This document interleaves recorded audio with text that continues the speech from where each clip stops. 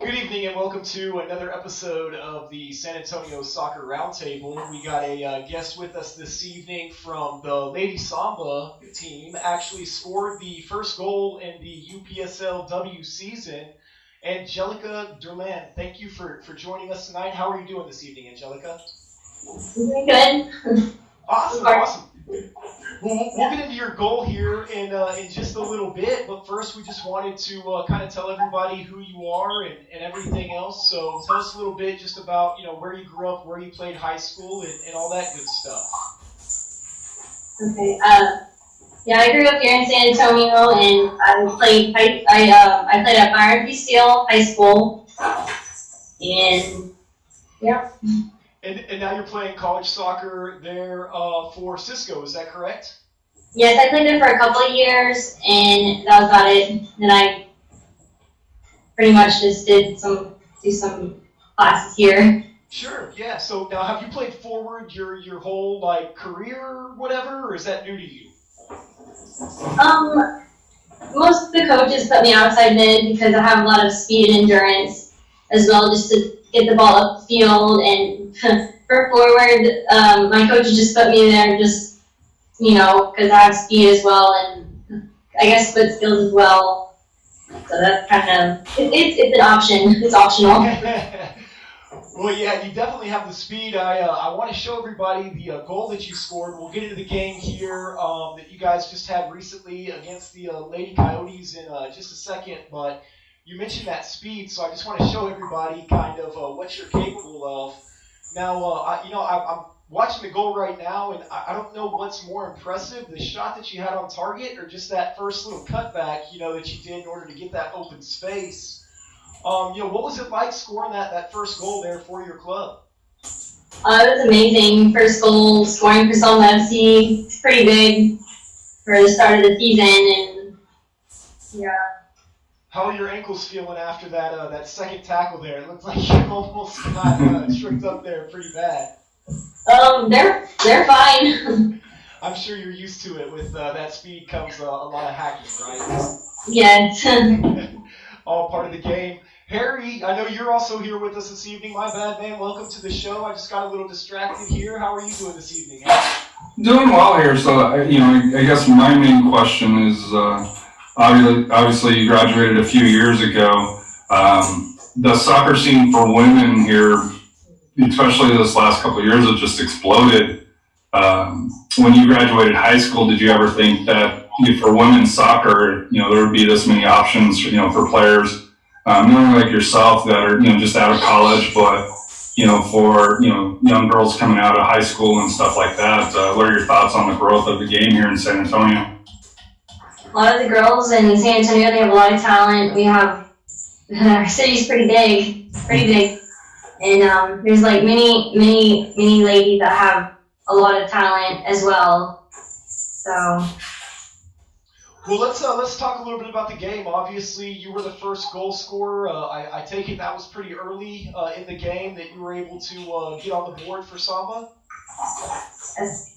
And then shortly thereafter, they were able to come back and get the equalizer, in the 15th minute. So you had two goals there pretty early on in y'all's inaugural match. What did you guys do? How did y'all come back kind of from that 1-1 draw in order to get the win?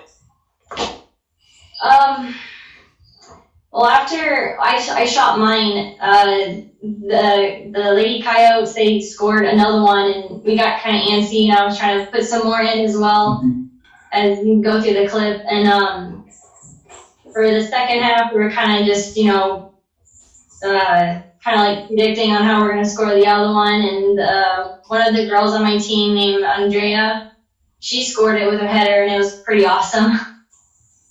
That's awesome. So able to get the first 3 points there in the inaugural match. That's exciting. I hear you guys have another upcoming game, though, here on Sunday. Is that correct? Yes, we do. It's against Olympians. But as you know, if they've changed their name to Sporty FC. Right. So this will be y'all's first match against them. That's going to be on Sunday. Will that be there at Wheatley Heights? No, it's at Warrior Stadium. Yeah. Warrior Stadium, 7:30 p.m. Kickoff for that one? It's at 4 o'clock. 4 o'clock, excuse me. I'm just way off on this. I should have asked you before we started recording. Yeah, I got it here. So they play. The next two San Antonio teams, the San Antonio Sporty at 4 on the 26th on Sunday.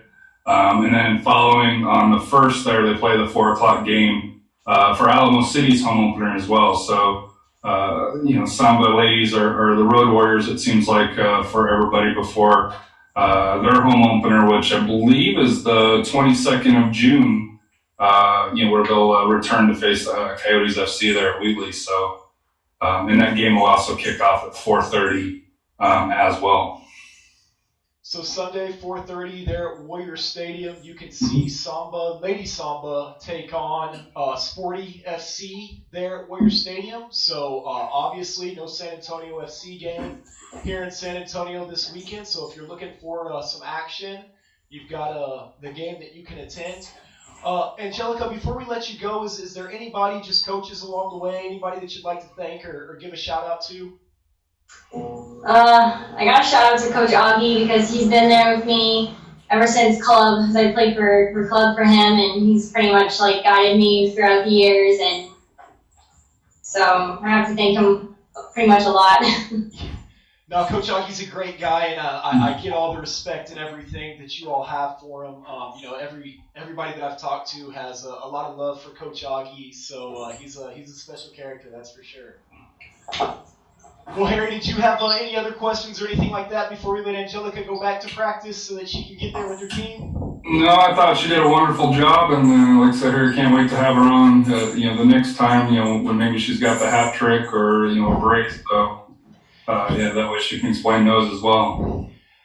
Get that golden boot, Angelica. Yes. All right, thank you very much, Angelica. We appreciate it, guys. Thank you. We'll be right back here. Just going to take like a quick 1-minute break to get the show set up for the rest of the evening. Again, Angelica, thank you for joining us. Tell Coach Augie we said hello. Thank you for having me. Thank you.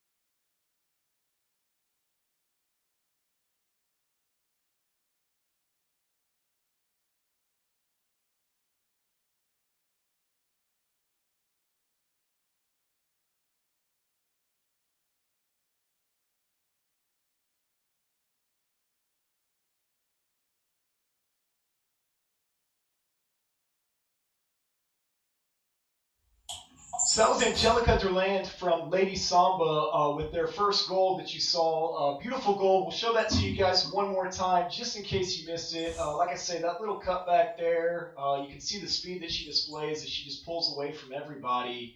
And a nice little cut back there at the end, a couple little quick hacks, and near post from outside the box. Some shot there. So, again, their match is going to be Sunday at 4:30. They're at Warrior Stadium, Cornerstone. So if you can make it out, I know that they love having the fans out there to support them. But we got a great show tonight, Harry. I'm excited. I know we kind of just did the Coach T last week. I'm sorry you were unable to join us for that. Any takeaways or just any thoughts, before we kind of get into this evening's show? Yeah, so how do I say this and not sound like through there? As far as for the coach, when does he take the next step? Because as a young guy here, like I said here, and maybe a teacher like Alamo, so that may be his first passion there. But obviously, with the success and the system that he has, I wonder if one of the local teams or will kind of step up and see what he can do, on the next level, whether it's on a professional level. Whether it's like, a Corpus Christi team, along those lines there, because you can't argue with the success. And like I said here, it's, just, to me, I would love to know kind of what his career path, if he has any goals outside of that, because, the dude's wicked smart. It seems like, especially when it comes to the game. And what I really liked about the interview is the player that was on there. He mentioned, hey, he earned his way up from, he worked his way up from junior varsity, and I know you made the comment, not everybody was, blessed with, the skills right from the start, and me being, in wrestling, that was my sports background, in the high school, where that's something that I can relate to, where you put in that effort, and for your senior year or junior, senior year, it clicks, and you see the benefits from all the time, from junior high, and if you participated in the youth programs around the town. So I thought it was an awesome interview. Well, yeah, no, like I say, coach is always good to have on, and I agree with you. It's going to be one of those things that, like you said, just kind of comes down to an individual's circumstances and everything else. But yeah, definitely going to try and get him on again. Maybe we can talk Trinity or any other things that he has his hands in. But we showed you guys the goal there from Samba this last week. So they ended up winning the match, as you heard, 2-1 in the first UPSL women's game for the whole league. So what about over there on the men's side? So on the men's side here, let me get to it here. So we'll switch over. Well, before we get to the men's, I just want to kind of briefly cover, because everybody's kind of got their schedule out now, since we're talking about the women's side here before we transition over to the men's, because the men's is a little bit earlier. Since we've been on, the Athenians, have found a new home at Cibolo Multi-Center. What I found interesting kind of in the release is they also mentioned that they're going to have a future all-girls soccer academy, which for some people it's a sore spot with SAFC that it's only for boys or men's. So that was something that I don't think got a lot of play. Was that the Athenians are at some point hopefully going to be starting the all-girls soccer academy. Speaking of the Athenians, they start June 1st against the Houston Aces, which actually won the United Women's Soccer League last year. So talk about coming out on the party, coming out with a tough match to start out with is the defending champs of the United Women's Soccer League. I know the Profiteers are planning on going out and supporting. I know they're trying to fill up the park. I don't remember if it's a free game. It is. So it's free. I know I'm looking at possibly the option of possibly doing the doubleheader of the 4 o'clock Alamo City, because that's over where I live, at 4 o'clock, and then racing over to the Cibolo multi-event, to catch the second game, since SAFC is going to be in Sacramento at that point. So that might be something that maybe we can interest a few people to support. Three teams here. But Alamo City technically starts off this week, or starts off. Actually, it says here on the 19th. I didn't check the score on that here. For that against the Texas Titans. And then, their home opener is actually May 26th against AHFC Royals for Alamo City. For the Blossoms, they start June 1st on the road at 7 o'clock against TTI Bluebonnets. And their home opener is going to be June 5th on a Wednesday against Alamo City. For that there. And then for UPSL, obviously, Samba's already kicked off. Alamo City, their second team there, actually kicks off this Saturday against the Coyotes. And then, of course, as we discussed, June 1st, they have their home opener.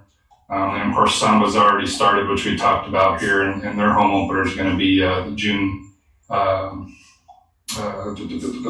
29th against, or actually I thought it was the 22nd here. I'd have to double check that, but I want to say it's the 22nd against the Coyotes for that there. So lots of opportunity to catch some women's games coming up here for that here.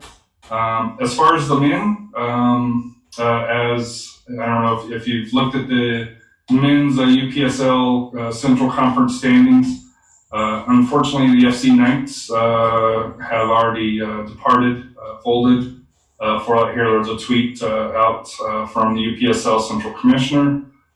For that, if you look at the standings, basically they're 0-14. Everybody's got their points, which looks good for the runners because that puts them back up in first place or tied for first place. But FC Waco, who's probably the class of the league this year, still has a game in hand. But for the Corinthians, they lost to FC Katy, Athletic Katy FC 5-3 in a match that I was hoping that they would be able to rebound because that was their first loss on the road. Where they forfeited. Their next game is the 25th against Texas International at Warrior Stadium. The Runners rolled over Samba 10-4, and they beat the Coyotes FC, the men's side, 3-4, and that one had the winning goal in the 90th minute. So they won it right at the death. May 25th, they'll face Round Rock at UTSA campus there. Samba lost. They only played the one match, which we just covered here. They were supposed to play Backcountry FC tonight, actually, but Backcountry unfortunately was not able to make it down and forfeited. And on Saturday they play at Coyotes FC on the 25th, and then the Thunder didn't have any games. However, they got a doubleheader. A doubleheader this weekend, May 25th at FC Waco, and then May 26th, Round Rock. So it would be nice if the Thunder could steal a point from Waco on the road. That would help out our runners a little bit, the Round Rock here. But standings-wise here, and like I said here, this is a little bit different just because the Knights, the points have been awarded to the Knights no matter where it was scheduled. So at this point, runners are 9 games played, 7-1-1 at 22 points. FC Waco 7-1-0 at 22 points. Samba's in 4th right now, 6 games played at 12 points. 3rd is the Coyotes at 15, but they have 10 games played. So Samba has a really good opportunity to try to crack the top 3. For here, I'm not sure if they can get the top 2, but they should be able to be in position for one of those wild card spots. The Thunder have actually played less games, only 5, and they're at 6 points, but they still got some work to do before I think you can look at it. And then, of course, in the South there with the Corinthians, they're at 12 points. First place is Houston FC and Alameda FC at 16.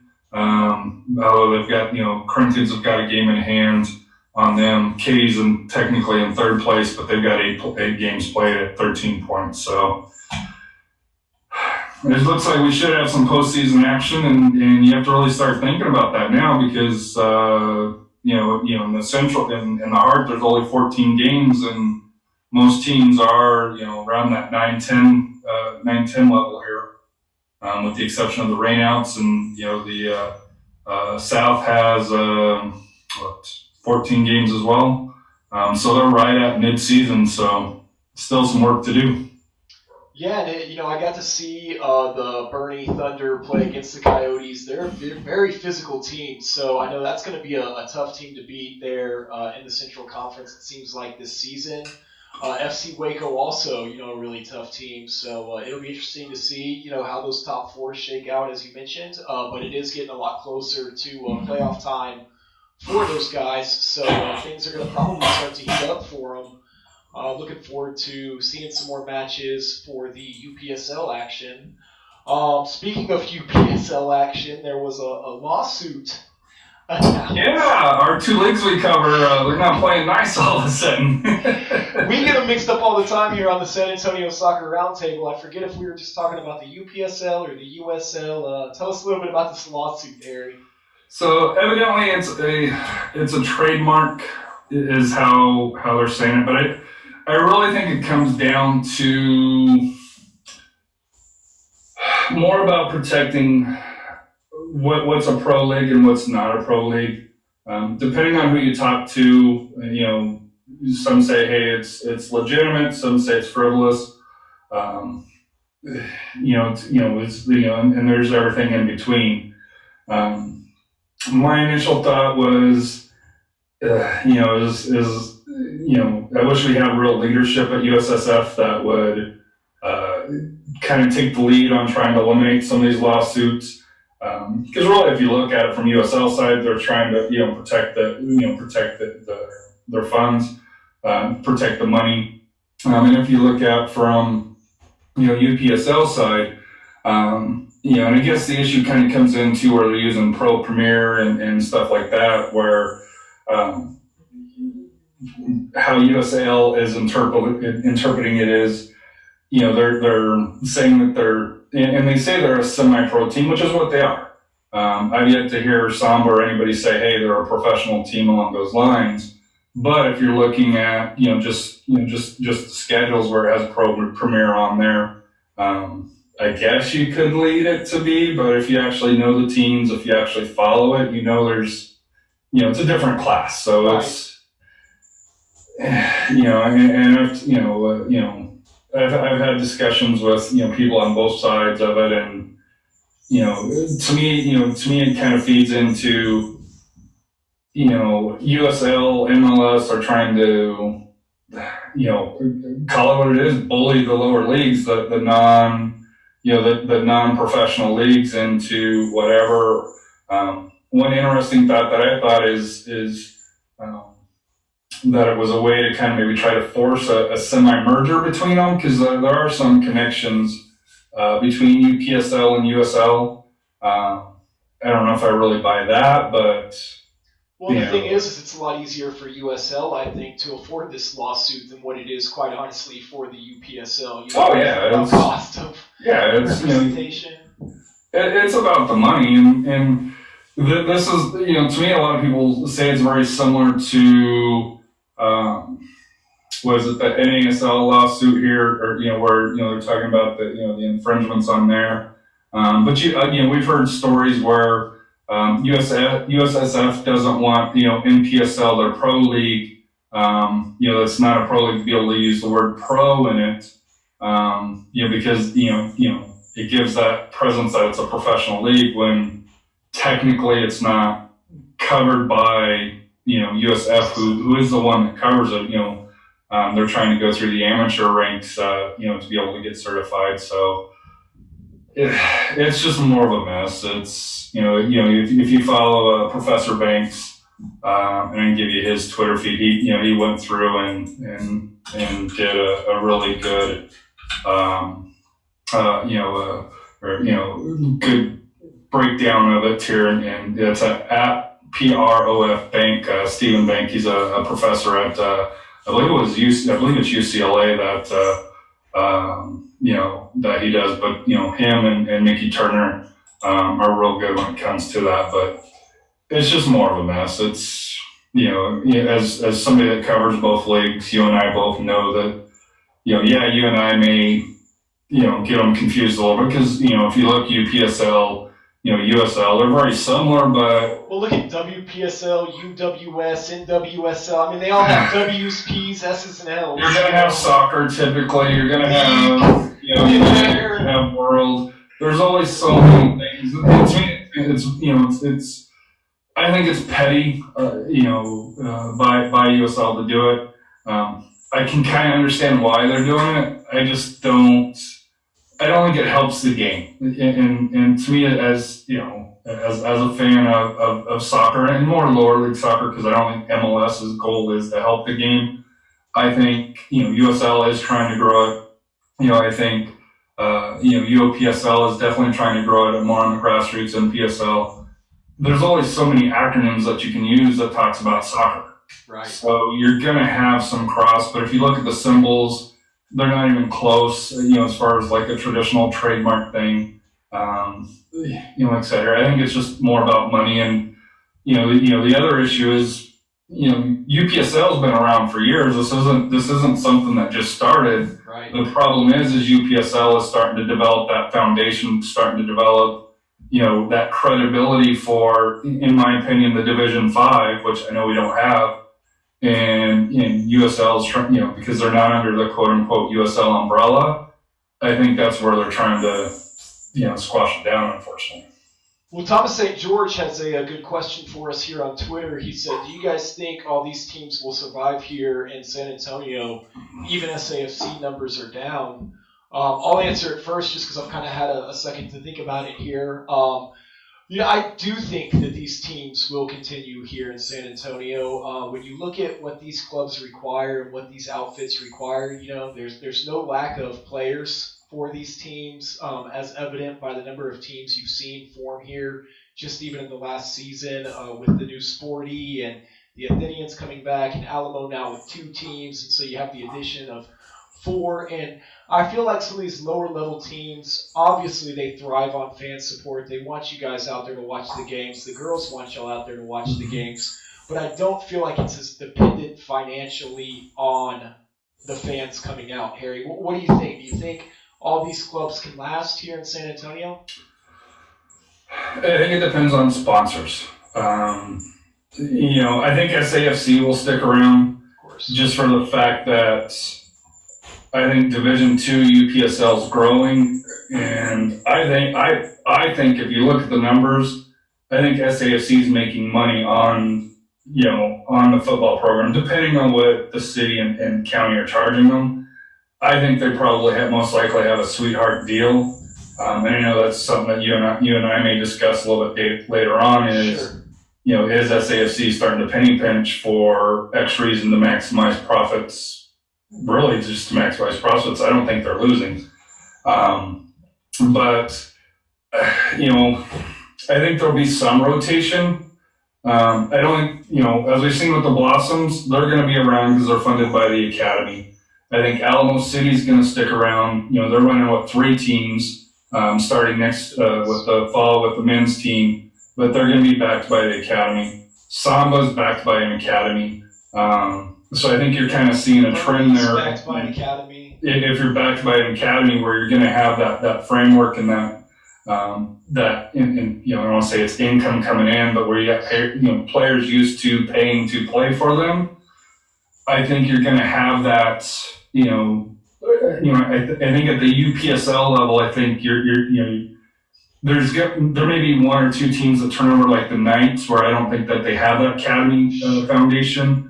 Because just kind of rough estimate here, I think on average, you're probably looking, to keep a UPSL team running probably between 5,000 to 7,500 a year.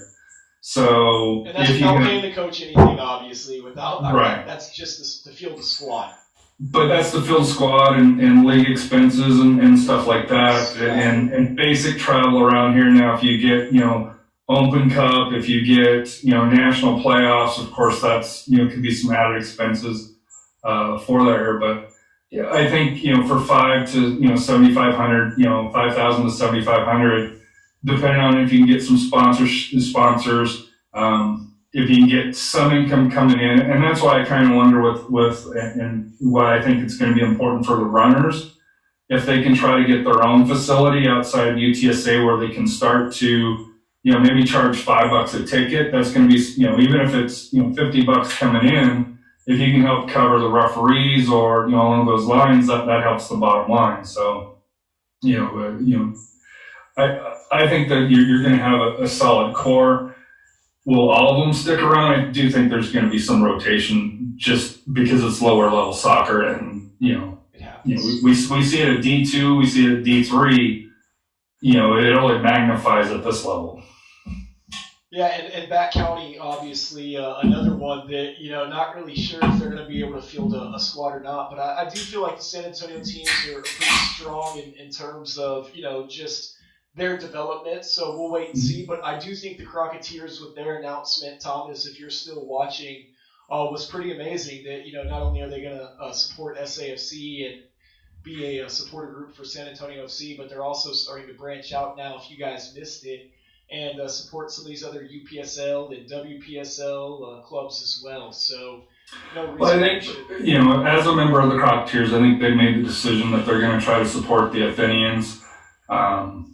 You can argue if their conference is higher than the WPSL. I think they're kind of doing what USL did before, saying, "Hey, we're the D2 D2 league, and the WPSL is going to be more D3. So we'll have to kind of see how that shakes down. In a way, I can kind of see it because there's fewer teams in the United Women's Soccer League there for that here. So it'll be interesting. But I'm happy as a member of the Crocketeers to see that they're supporting San Antonio soccer, not just on the men's side but also on the ladies side as well, the women's side as well. So I know Thomas and Warren have put a lot of effort into trying to do that, and I'm sure Danielle's been whispering in her ear as well. So I doubt Las Rojas had anything to do with it. Trust me. Usually they have nothing to do with the advancement of the women's. No, I'm just totally being sarcastic here. If you guys can't pick it up on the podcast, which is good for them. They're an important voice. Etc. They put out a few good articles here recently in regards to it. So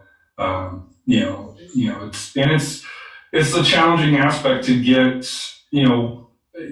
We struggle enough trying to get coverage for the men's game. In my opinion, it's 3-4 times as hard to get people to kind of cover the women's side at least. You look at over at Houston, where the Dynamo barely get coverage, and the Dash struggle to even get mentioned here. So that's something there'll be a bump this year with the Women's World Cup going on. So everybody will be it'll be pushed into everybody's vision again. But you and I both know, we're both been around the block a time or two, that come a year or two out, that interest, slowly fades away. So maybe this year will be different, but we keep saying it. Yeah, and we'll see. Hopefully I think the success of the women's team does help to just increase the attention on the game and everything. So hopefully they have a good run. I know they're one of the favorites, and like you say, boost up some of that interest in the sport. So looking forward to that. Looking forward to the Women's World Cup. And again, definitely want to give a shout out to Las Rojas for all their coverage of the women's game here in San Antonio. And just all the articles, as you mentioned, they do write some really good articles. So. They do. And they're just like us. They take time out of their day and their work schedule and stuff like that to try to get information out for all the teams. Just like we do here. Blossoms, if you're listening, we'd like any type of feedback.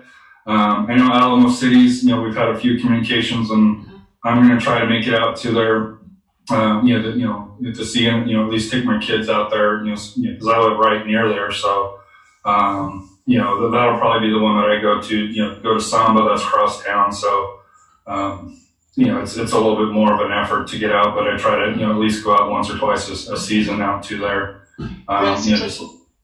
The fall season, it just seems like there's a lot less going on, It is, and it's not so hot, That's the other thing, is we're going to be coming up to the warm months here. In playing games at 4 o'clock, like this weekend's, I think it's supposed to be in the mid 90s. Unlike when AJ had his tournament, it was a little bit of rain and 70s. Summer's here. Summer is here. So let's get into it, man. We're a little over halfway actually into the episode. We haven't even mentioned San Antonio FC. Are they worth mentioning? That's not an intended thing here. Has nothing to do with attendance, but so since we were last on, they've had 3 home matches. On May 11th, they played a 0-0 game against OCSC, and the game was as memorable as the score. There really wasn't. They came out, and I think the first 10 minutes they had some opportunities. OCSC adjusted, and it just played out. And I think at the end of the game, really OCSC had probably the better chances of sneaking away with the points.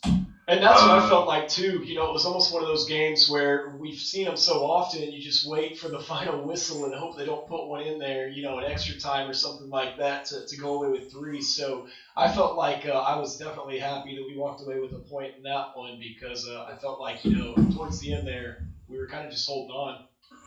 And then on May 14th, they played Jose's Laredo Heat, and Jose, I'm still not sure if you're SAFC accepted yet, but we haven't seen him since. I still don't know where he's probably in mourning, you know, or he might have got beat up. That might have been what happened here. Maybe he bust out the Alex Bruce milk carton again with Jose's face on it this time. But they won 2-0. Pascal Busi got the first goal, and then I think it was Guzman that got the one that hit the crossbar and dropped in, and immediately came out. But thankfully the refs were on it and caught that it dropped in, because that could have been very easily missed here, because it was in and out in a flash. Well, with the momentum that the Laredo Heat were kind of playing with at the time, they didn't look quite as good as I've seen some of them play. And maybe it was just because they were on the pitch with San Antonio FC and not playing against another NPSL. But that's also their second game, too. And they have a brand new team. They only had 3 returning players from last season, so it is an entirely new squad as well. And then this last week here, once again, they start out well. May 18th, a 1-1 draw against Tulsa Roughnecks. So that's 3 matches that we have not beat Tulsa, dating back to last year. And before last year, we never lost to them. We'd always got, I think, maybe one tie, but mostly victories. So it was another one where, hey, you got the early goal, and they adjusted, and that was it. And they got a good goal. I know it was an own goal, but I thought it was a hell of a free kick, and I would have gave it to the Tulsa player, before that here. I'm not sure why they considered it an old goal, but it is what it is. And then, so coming up for SAFC, this weekend they play May 25th at RGV. May 29th, on next Wednesday, they got an Open Cup match at Austin Bold. And then to follow it up, June 1st, they play at Sacramento. So our winless woad streak here could continue. RGV is playing decent. I can see us tying there. Austin Bold, there's got to be a winner on that one. And then at Sacramento, it's always been tough. It's always been close. It's always been defensive. But I don't believe we've ever got a victory in Sacramento for that here. So it does not get easier for San Antonio FC. And currently they are still in 16th place for that here. Which really doesn't mean anything, though, when you look at point differential. I mean, what is it, 2 games? I don't have it up in front of me, but they're 2 games. I think it matters, but yeah, it is, in the grand scheme of things, they're at 12 points. If they win and everybody else lost in between them, they could technically go up to 9th place. So we keep saying, hey, they're not that far. But they're not. That gap keeps creeping up. And that's where it matters. And especially where you got 2 on the road, which they played like crap on the road, let's be honest, outside of the first half against Rion Monarchs. They have not had good success on the road. They're really not going to go any lower, because Colorado Springs and Tacoma, they're not going to pass SAFC. So if you're really looking at the standings for the competitive teams this year, they're at the bottom. So I know everybody says, hey, we're such and such. If you can't get success on the road, how much longer are you going to ride the train? And that's something that you and I were discussing after the match is really where is this team? And the subs that came on weren't, were what, academy kids that I think that came on with Gallegos, Gallegos, who's on an academy contract. Well, when you look at the 18, what subs did they really have for the match? I mean, Moses Hernandez was out because of the accumulated yellows. Well, no, he started on this one here, right? Oh, I'm sorry, we're talking the last one, yeah. The last one here. So Estrepo came on and Gallegos, I can't say that. Gallegos came on for that. They only did the 2 subs again, for that here. But yeah, the subs that they had, Viscosi, Fenwick, Bryant, and Torres. So yeah, Torres, who's a U15 player. He is on a professional contract. You got Bryant and Gallegos. Gallegos, that's all right. Can't roll the Jose, you can just say Jose. Jose, the 27. We'll go 27. Both are on academy contracts, and I know we just keep talking about the time for a coaching change, but it's like part of me too wonders. Coach can't really help when they're out there on the pitch. I mean, he can't help them execute, and the fact that we can't put a shot on target outside the 18 to save our lives.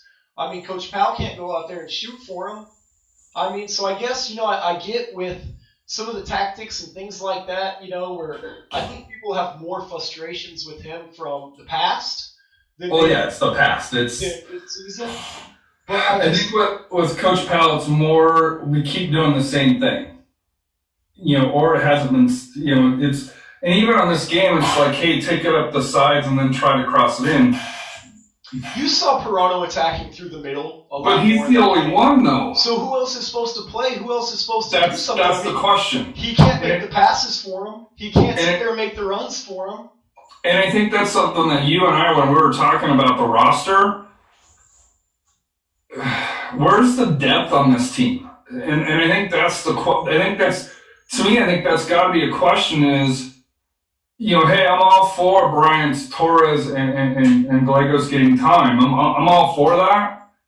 But these are young kids. We're playing D2. And, to me, I don't see the depth on this year's team compared to the last couple of years as far as the veterans that you could bring in. I know Rafa Castillo's on technically on the roster, but I'm not sure if he's really going to be playing. Based last week he was at the tailgate with the Athenians, which is where he was. So to me, like I said, where is the star power that you can bring off the bench? You look at the elite teams. They can bring in a starting 11 player, and I'm not saying San Antonio's players aren't good, but there's a reason why they're on the bench. Well, and so Bruce still being on loan there in the that's the whole. I mean, we sit here and talk about lack of depth, and we've got a very talented player. I don't know if you want to call him one of our best or not, but a very talented player up there in Lansing, helping them out scoring goals. Scoring goals. But meanwhile, and that's why I say I get the frustration with Coach Powell, especially in previous years when we had more depth and you saw all these different changes and we weren't doing the same thing week in and week out. But I feel like this year, this team, you can't really fault him the same way that we have been in the past. Yeah. So I guess here's my question. Is if it's not on Coach Powell, and like I said, I think he has a lot to do with building this roster. Is it then on Mr. Tim Holt? Is that who we're starting to look at as far as because I know at the Crocketeers annual meeting he mentioned right from the start that they were going to go a little bit thinner on the roster, but he thought that that they had the right pieces, but we've already lost one of the star players that two star players really with Didic and then Leroy who unfortunately had a major injury.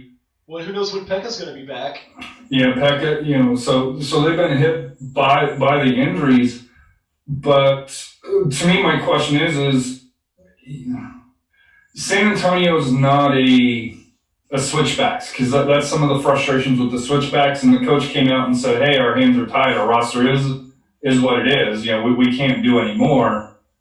Why isn't San Antonio trying to go out, or why aren't they signing players, and I'm not talking about the young academy, local SAFC kids here. I'm talking about proven vets that can come in and give that spark, like they did with Lang last year, where they brought him in. Although I think they brought him in a little bit later than what they should have this year. Yeah. But to me, we're getting to that midsummer time where you're gonna, instead of playing, in the weather that we've been fairly lucky with the weather where it hasn't been as hot.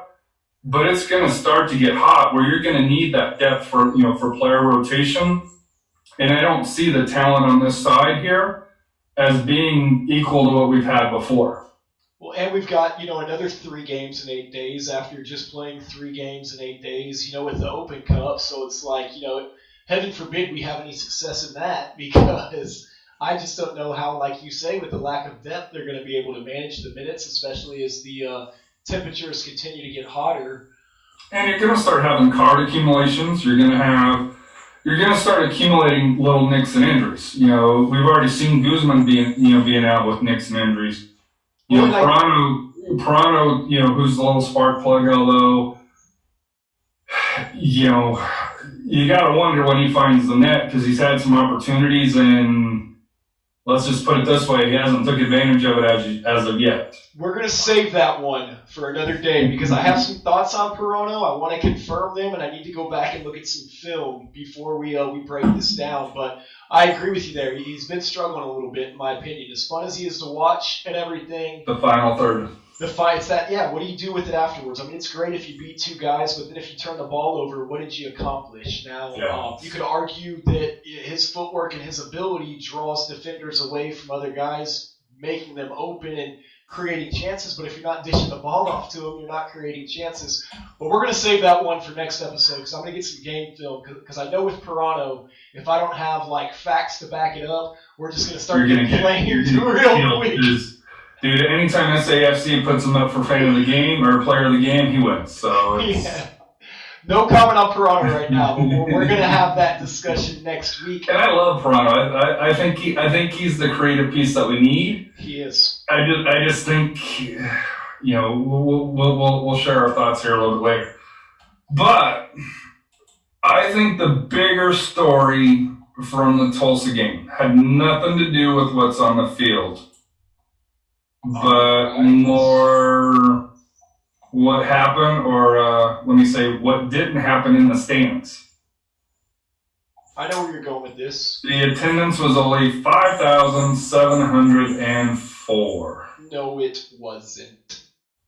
You see Toyota Field when it's like 7,000, and you're like, okay, there's probably about 7,000 here, and it'll be like 6,800, 7,500, and that's a full Toyota Field. And I feel like that was maybe a half full stadium on Saturday, so I mean, you're probably looking at like 3,500 people. So for all those that want to bash the attendance numbers with all the other clubs and say they're fudging their numbers, everybody does it. So, yeah. But I'm going to go a step further, and I don't know who to blame on this. The tailgate area, the Crocketeers was okay, wasn't the best. Mission Cities and 210s, was there, but it wasn't their normal crowds.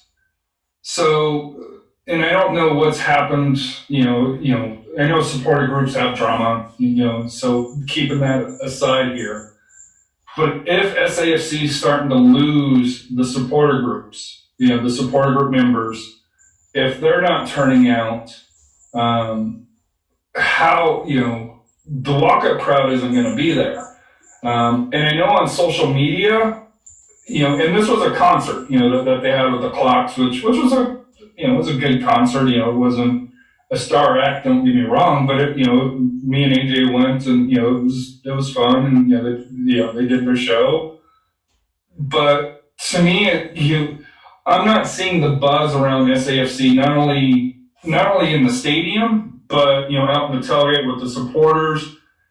I don't think we get quite the interaction that we got last year when we're putting up SAFC stuff. You've seen that more with, the player votings. Matt did win, Save of the Week here, which is the first time that San Antonio's won this year, which typically in the past, if San Antonio was up, unless they were going against, Cincinnati, they typically won those events, won those votings. and this year I just don't see the same excitement or the same engagement. I guess engagement is probably the better word for it. Because I think if you talk to the people that are engaged, they're excited, they support the team. The problem is that engagement has dropped. And I don't know, I know part of it's on the performance. I know, some of it's, MLS going away.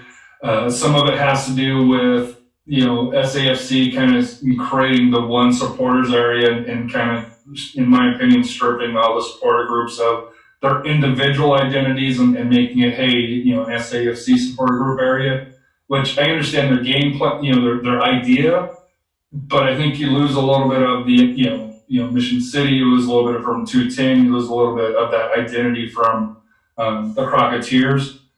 I just don't know how you swing this around without, I don't even know if this year, if they make a playoff run, and I say if because, looking at performance-wise, third of the way in, they're not on pace to do that. I don't even think that saves the season as far as when it comes to attendance in the stadium and the atmosphere. See, I don't know if I agree with that. I think if they start performing well, and let's just say they start to go on a playoff run, I mean, you kind of saw there, I feel like, towards the end of last season, and maybe it's just, a foggy memory or whatever, but it seemed like attendance started picking up when it was like, oh, if we win the next 4, if we win the next 3, if we win the next 2, people started coming out to the games, and it's no. But I think it's different this year. It is different this year. It is. And I'm not saying that attendance will jump back up. Because I think they kind of got burnt. They've got teased for, 3 years now. Well, and think about Tim Holt at the beginning of the season and how fired up everybody was when he came out there and he said, this is the year. We are not stopping anything. We want, performance. We want production. This is the year. And it's, like you said, probably one of the weakest rosters we've had in San Antonio FC history. I mean, when you look at the depth, at least after the starting 11, and even within that starting 11, I feel like you could argue that this is one of the weaker San Antonio FC teams. I put it that this is for the first time, excuse me. You're good. For the first time, I think this is a team that's comparable to what the Scorpions put out, where I don't think it's the, to me, it's not a top quality USL championship team. Where if you go up against New Mexico, New Mexico United, you say, well, hey, it's going to be a dogfight. I would consider us even at home an underdog to a team like New Mexico United right now. And I don't think you could have ever said that in the past. And I know, USL, the USL championship, is grown and it's got tougher each year. And this is where it goes back to whether it's on Coach Powell or, Tim Holt.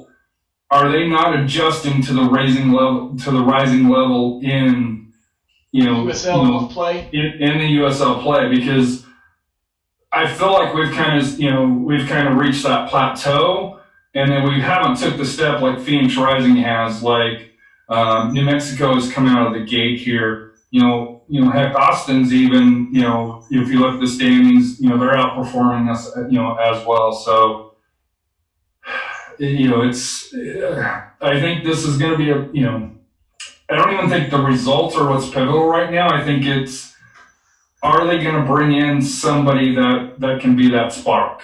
And to me, what position do you bring in? I think it has to be in the midfield. But who in the infield would you be pulling out? But to me, I think you got to do something to shake up this team. And I think that's why a lot of people say the easy answer is Coach Powell. But even if Coach Marcina takes over, I don't think that's a fix to the roster. It's not a fix to the roster, but when you talk about who do you bring in to put butts in the stands, if they do get rid of Coach Powell, I think that'll be the reason why. I don't know if it'll be entirely about, the product on the pitch. Obviously, that's going to have some play in it. But, under new management kind of always helps get people interested again. So I feel like if they make it far enough into the season, maybe a few more weeks, like you talk about that mid-June point or that mid-summer point, that may be, and I've said this, I feel like since kind of the beginning of the season, when they start to evaluate that coaching change. And I think that, as you mentioned, how do you create that spark? How do you start to fill the stands again? That may be part of it too, as to. But you can't wait too long though. If I work in customer service. If you lose that customer and they go elsewhere, and you work in a customer service sales business. If you lose that customer, it's twice as hard to bring them to come back. But I tell you why it's different though. Where else are you going to go? I mean, we talked about this, when we talked about what would happen if San Antonio FC was no more. Who are you going to go out there to support? Yeah. And that's just, I get where you're coming from. Don't get me wrong. There will be some people that go and say, man, that wasn't that great of a time and I'm never going to go back. I'm kind of that way with the missions where it's like I've been to a couple of those games, like if there's a free ticket or a reason to go to one, sure, but I'm not going to go back to another missions game after their stadium and stuff like that. The one thing that I think that SAFC has to be very careful on, and I think you've seen this, is the number one selling point for San Antonio FC is the atmosphere that the fans bring. Yep. If they start to lose that atmosphere, and this is no disrespect to RGV and Austin and stuff like that, but if you lose that atmosphere, we're no different than those teams. They'll get the 3, 4, 5, or 5,000 that come out, but the Tulsa match, there wasn't that energy that you felt. At least in my opinion, that normally happens. And I think you saw that kind of in the OC match as well, where everybody was just sitting on their hands waiting for something, and that something never happened. And the players always say, "Hey, Toyota Field's that extra push that they have at 5,700. Are we really being that push for the players?" And like I said here, it's incumbent on all of us that support the team, to try to make sure that you go out, because I know a few season ticket members that I know that haven't been out to the last 2 or 3 matches, and some of it's life. Don't get me wrong, but when the team's not getting the results, or you find it's easier to find other things to do on a Saturday night.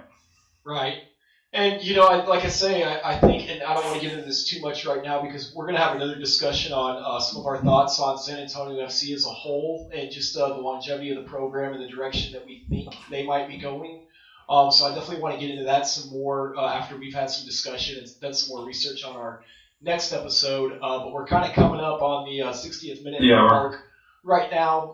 So, I'd like to just kind of give you a chance, man. Any final thoughts or anything that we've missed? Yeah, so my final thought is go out and support the teams. And I'm not just talking about San Antonio FC, but the ladies teams here that are in town, the UPSL men's teams in town, the runners, the Samba men and women.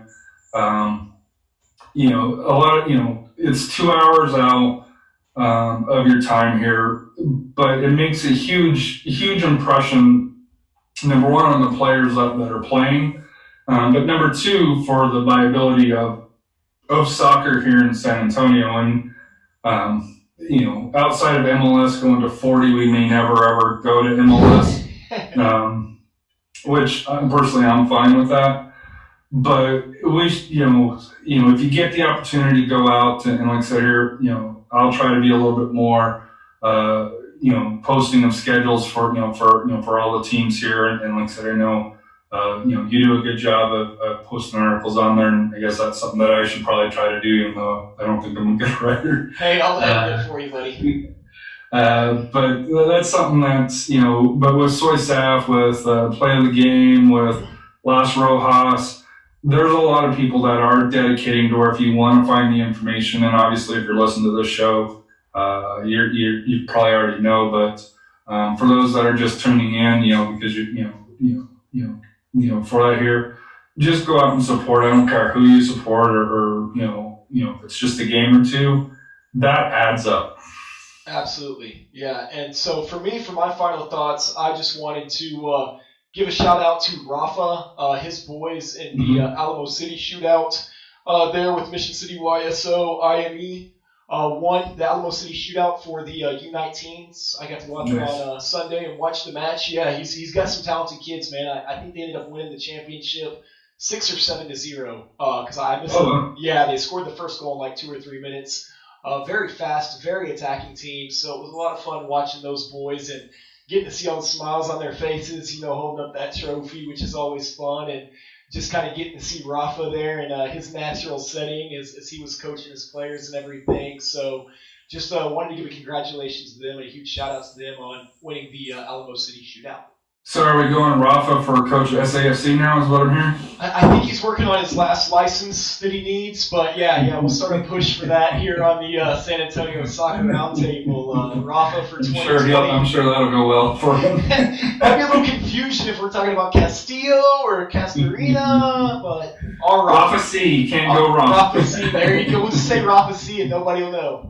Well, Harry, again, thanks, man, for jumping on with me tonight. I know we were kind of the skeleton crew this evening, but we'll be back on our regular time next week on Tuesday at 9 p.m. For the Open Cup match. Obviously going to be on Wednesday, so we'll do our show on Tuesday night. Thanks, everybody, for watching. This is the San Antonio Soccer Roundtable. We out.